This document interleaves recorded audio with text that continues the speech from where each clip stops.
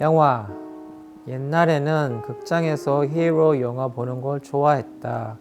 팬들과 소규모 미팅을 할 때 함께 영화를 보기도 했다. 그런데 진리를 찾아 헤매기 시작한 후부터 영화 스토리가 더 이상 마음에 와 닿지 않는다.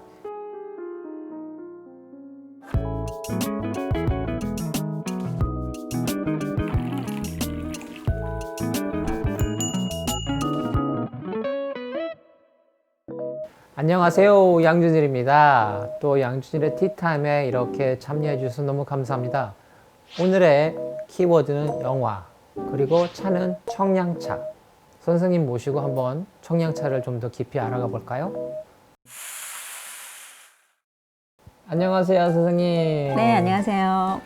오늘은 차 이름이 발음하기가 좀 힘들더라고요. 네, 그렇죠. 네. 한량, 두량, 세량, 철량. 철량. 네, 그래서 철량차. 철량차. 네. 철량.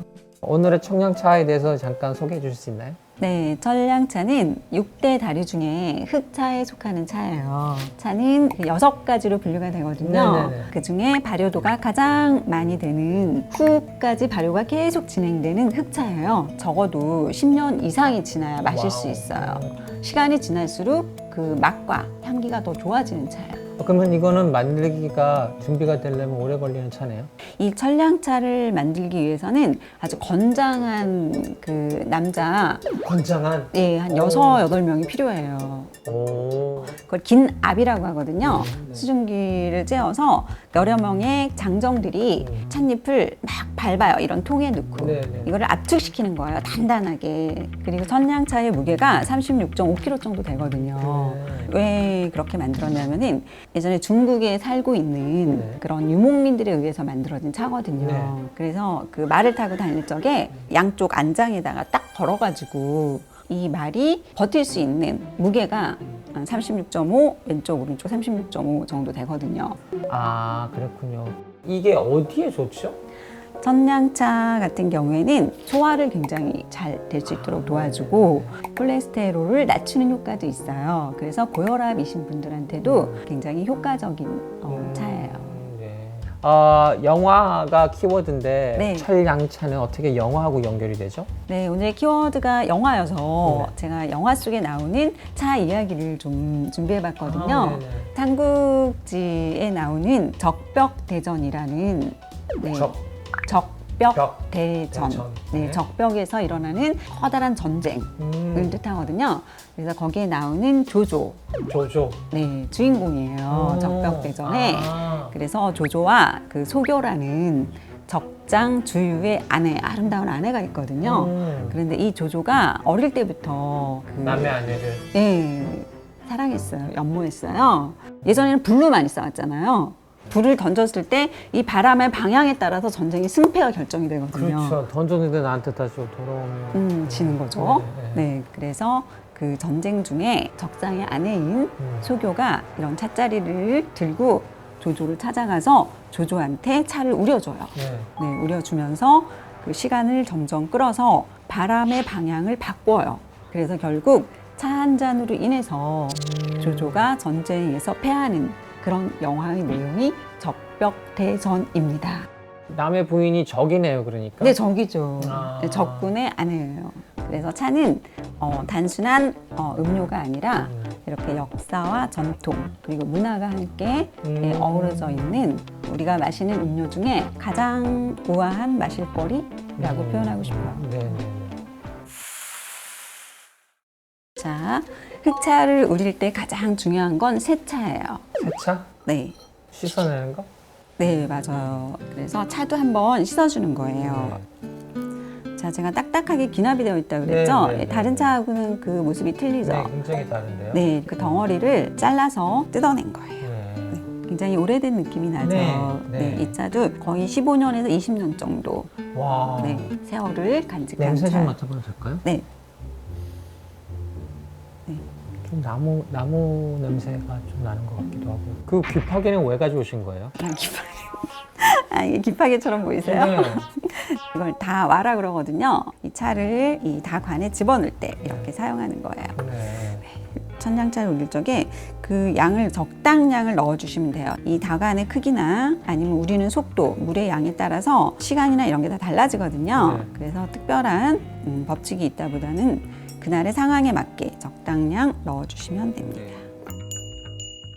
자, 흑차를 우리는 데 있어서 가장 중요한 건 세차예요. 이 차는 아주 10년이나 20년 이렇게 오랜 세월을 간직하고 있다고 했잖아요. 네. 그래서 그 오랜 세월을 먹는 동안 먼지가 붙어 있을 수도 있고, 네네네. 예, 또 이 차가 오랫동안 잠들었기 때문에 이 잠들어 있는 차를 깨워주는 그런 의미에서 이렇게 한번 세차를 해줍니다. 흐르는 소리가 언제나 참 듣기가 좋아요. 마음이 차분해지죠? 네. 네, 바로 이게 차가 주는 매력 중에 하나라고 생각을 합니다. 이렇게 세차를 하고요.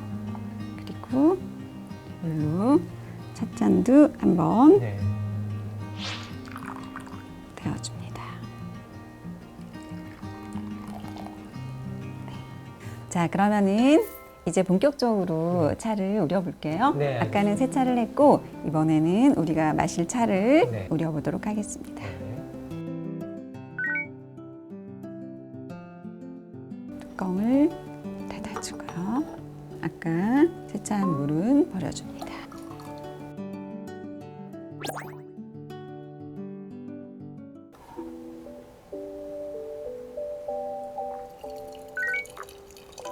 색깔이 깨어났네요. 네. 자, 차를 우리는 사람을 지난 시간에 제가 뭐라 그랬죠? 그거야 기억은 못하죠. 네, 팽주라고 얘기했죠. 아, 팽주. 네. 팽주 맞아. 네, 그럼 차는 누가 먼저 마신다 그랬죠? 팽주. 아, 좋습니다. 팽주. 팽주. 자, 그럼 팽주가 먼저 차를 마셔보도록 하겠습니다. 네, 좋습니다.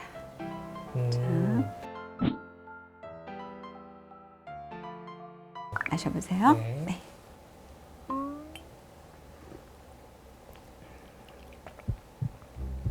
이 맛을 어떻게 표현하죠? 잘. 아, 죄송. 아니에요. 예, 그냥 느끼시는 대로 차는 본인의 그 기호 음료거든요. 그래서 다른 사람이 아무리 차를 맛있다고 말해도 내가 마셨을 때 차가 맛이 없으면 그거는 맛없는 차예요. 네. 그래서 그 본인의 기호가 가장 중요해요. 그래서 네. 기호 음료라고 하거든요.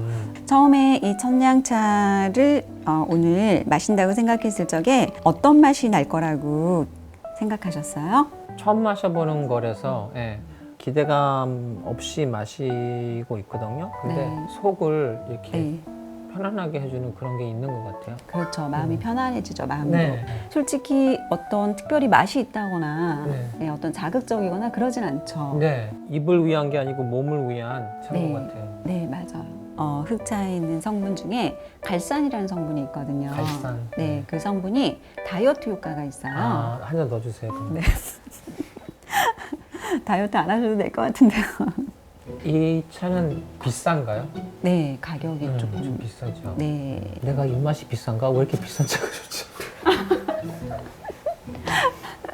그래요? 예, 입맛이 안 비싸거든요. 근데 좋네요. 지금 이 차 같은 경우에는 한 15년 정도 된 천량차, 흑차라고 했죠. 네. 발효가 된 차 같은 경우에는 그 맛과 향이 계속해서 변화하고 있어요. 아, 세월이 지날수록 깊고 그윽한 부드러운 맛을 느낄 수 있고요. 또 다른 향기를 가진 그러한 차로 자꾸자꾸 변해갑니다. 그렇군요. 이렇게 오늘 좋은 차 준비해 주셔서 너무 감사합니다. 네, 다음에 더 좋은 차로 또 더 좋은 만나요. 알겠습니다.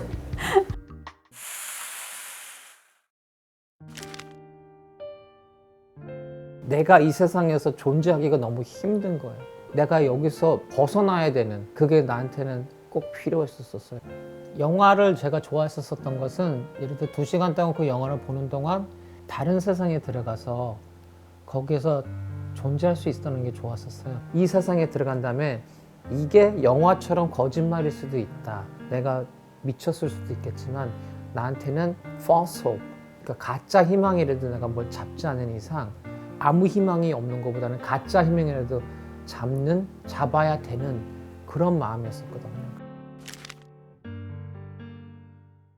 그 영화를 끝나면은 그냥 하나의 판타지로 끝나는 것 뿐이고 생활로 다시 돌아와야 되잖아요. 근데 진리를 찾는 것은 내가 그 세상에 들어가서 영원히 거기서 존재할 수 있기 때문에 그게 좋았었어요. 영화는 그냥 시간을 때우기에는 참 재밌는 그거지만 나는 나를 재밌게 해주는 게 필요했었던 게 아니었었고, 그러니까 제가 영어로 설명을 할게요. entertaining한 것은 누가 날 재밌게 해주는 거고, fun, 재밌는 것은 내가 하는 게 재밌는 거예요. 그러니까 내가 필요한 것은 내가 하는 게 필요했었던 거예요. 내가 참여하고, 내가 받아들이고, 내가 거기서 존재하고 그런 거였었어요. 처음에는 영화를 볼 적에 그냥 즐기면서 봐요. 근데 필로소피를 내가 접할 적에 이게 무슨 뜻이지 하면서 그것을 내가 소화하려고 그럴 적에 그런 장면들이 다시 나한테 와서 이게 이런 거하고 연결이 되어 있었던 감독의 뜻이 있었나? 그런 게 이제 남는 거죠.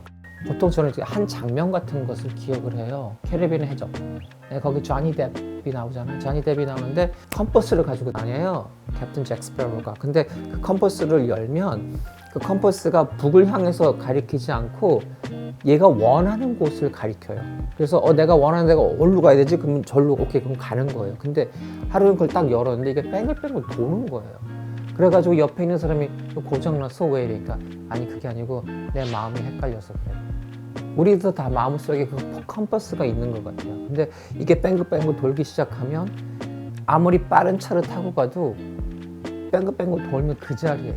근데 방향만 잡을 수 있으면 그것을 걸어가도 도착할 수밖에 없거든요. 제가 필요한 게 그거였었어요. 내가 가야 될 방향. 이게 그냥 스쳐가는 장면이었는데 이제 내가 이런 것을 깨닫고 있으니까 그 장면이 다시 내 머릿속에 와서 박히는 거예요. 그래서 내가 생각하고 있는 철학, 그것을 어떻게 설명을 하면 쉽게 설명을 할까라고 생각을 할 적에 하나의 영화 아니면 장면, 우리가 다 알고 있는 그 공통점을 찾아서 그 두 개를 연결을 시키면 그것을 표현하기가 좀 쉬워지는 것 같아요.